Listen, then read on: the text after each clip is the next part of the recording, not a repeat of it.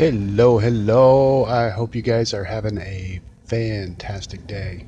So it is kind of a little bit chilly and raining this morning, but it feels pretty good here in Tennessee. So I'm about to walk into the gym, but I wanted to share this quick story with you, and it's about responsibility. You may have seen the blog I wrote about responsibility and responsibility versus blame, and the big thing about that. It's if you're stuck in a cycle where you're trying to prove your self-worth or you're not feeling good enough, then blame is going to be the natural way to look at something bad that happened and who's to blame. Because most times when we've been victimized in some way or just something really crappy happened to us or we've got some hurt, like a lot of people blame themselves first. And when you're doing that, the first step is to not blame yourself. The first step is to blame somebody else. And while it's good not to keep beating yourself up about it, ultimately the task is to get past the blame, past the self-worth piece, because blame is just about self-worth. And responsibilities go into a whole nother level, a whole nother vibration. That blame, even whether you're blaming yourself or blaming somebody else, it's still a lower vibration than taking responsibility. And when you take responsibility, then you can get on to making your life better. And this story kind of teaches that. It's a good example of that. So I had a client, I don't know, 7-8 years ago that she had a horrible childhood, just really abandoned growing up. And she said one time when her dad was actually paying attention to her, he was tickling her, and she just talked about feeling scared and trapped. And she said that at one point she said, stop it, like it was just too much. And she said, stop it. And and he wouldn't stop, and he kept tickling her, and she was 6-7 years old at this point. And she finally said, stop it or I'm going to kill you. And right then her dad looked pissed, and he slapped her across the face while he was holding her down with one hand and slapped her across the face with the other. And she said, he slapped me so hard it almost knocked me out. I was seeing stars from it. And personally, I couldn't believe that a dad would do that. And I know it happens. It's happened a lot. And the judgment about dad's a whole different thing. But here's the piece.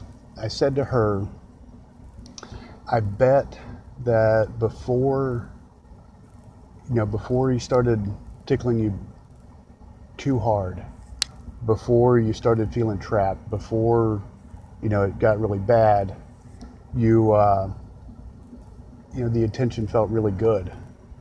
And she said, yeah, it did. I never got attention. And I said, because with little kids, when you tickle them and they say stop, stop, stop, if you stop, with kids, if you stop tickling them too soon, they'll say tickle me again. And so you try and tickle them again, and then they say stop, stop, stop, and you stop, and then they want to be tickled again.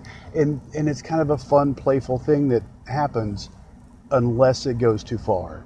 And I've heard from so many women over the years talk about how their dads would tickle them and it went too far, and dads would be too forceful with it and not really listen, not really pay attention to when enough is enough. And so at this moment with this client, she said, yeah, the attention did feel really good, and then it went too far, and it went way too far. And she said, stop, stop it or I'm going to kill you. And dad just slapped the living shit out of her.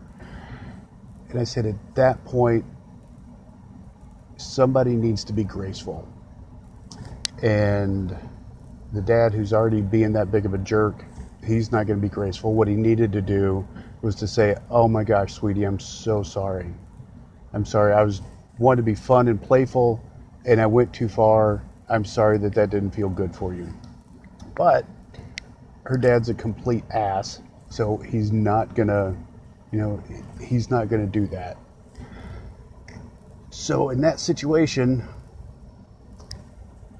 it's on the daughter to say, "Oh, Dad, I'm so sorry. I was really loving you, tickling me, and then I got really scared and I felt trapped. And please forgive me. I'm not really going to kill you. I'm sorry."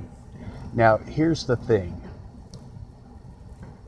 Is it really reasonable to expect the 6-year-old kid to be the grown-up in that situation, to be the emotionally responsible one?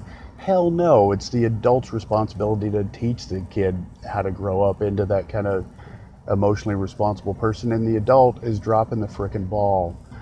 So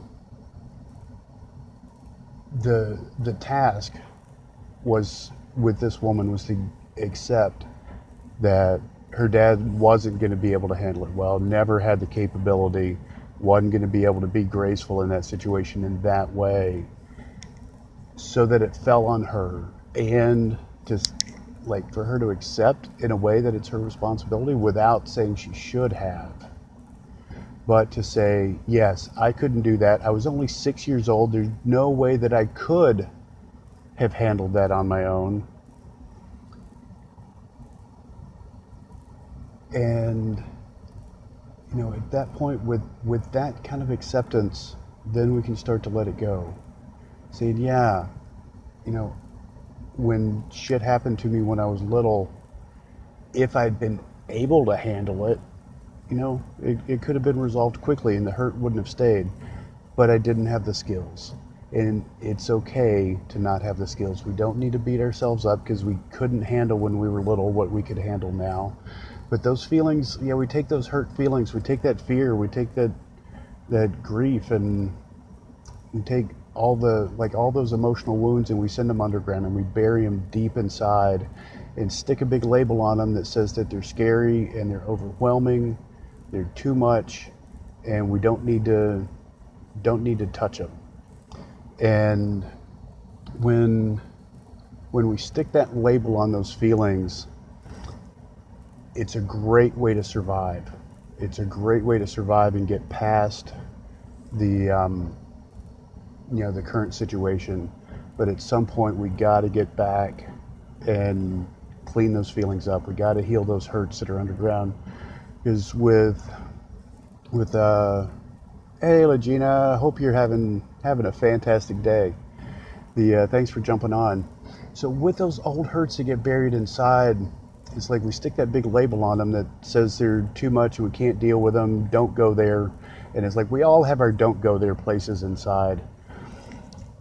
But at some point, like that part of our heart that got hurt and gets stuffed down inside, we need that part of our heart back.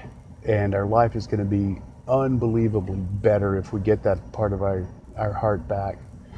And while those feelings, when we were kids, those hurts seemed too big to deal with, and they were too big to deal with because we didn't have the skills then. Now that we're adults, those feelings still have that label on them that says they're too big, but it's not true now. Now you're in a place, with support, with good coaching, with good guidance, and getting the support you need. Now you can begin to heal those hurts. Now, part of it sucks because a lot of times you got to feel those feelings and let them run their course, but it's not nearly as bad as what you're scared of.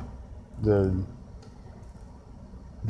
suck of it isn't nearly as bad as what that label we put on those feelings says. So we can actually heal, we can actually get through it, we can actually get back to a place where that part of our heart that got hurt and stuffed down inside, that part of our heart can come back, and once it's free from that pain, that part is available to love and be loved and be an active, excited part of the world, and we get that vibrant part of our heart back. And so if you're just jumping on, go back and check out the story, see if this talks sort of helps to explain the difference between blame and responsibility, and how taking responsibility for our part in shitty stuff that happens to us, let me know if it makes any sense. Let me know if it fills in any gaps. And if you got any questions, please feel free to put them in the chat. because I would love to hear them. And I'll do a live stream tomorrow or later today and answer some of those questions. So I love you guys. I bless you. Say a prayer for me. I'm headed into the gym. 5 weeks now out of being in the hospital and almost dead, and trying to build some fitness back. It has just amazed me at how much fitness I lost. I was not in great shape compared to, I used to go 100 miles on the bicycle at a time. So I wasn't in that kind of shape before I got sick, but I've lost a lot of fitness, so it's been really slow going. Say a prayer for me that I get through this workout and feel good. Love you guys. I bless you. Talk to you later. Bye-bye.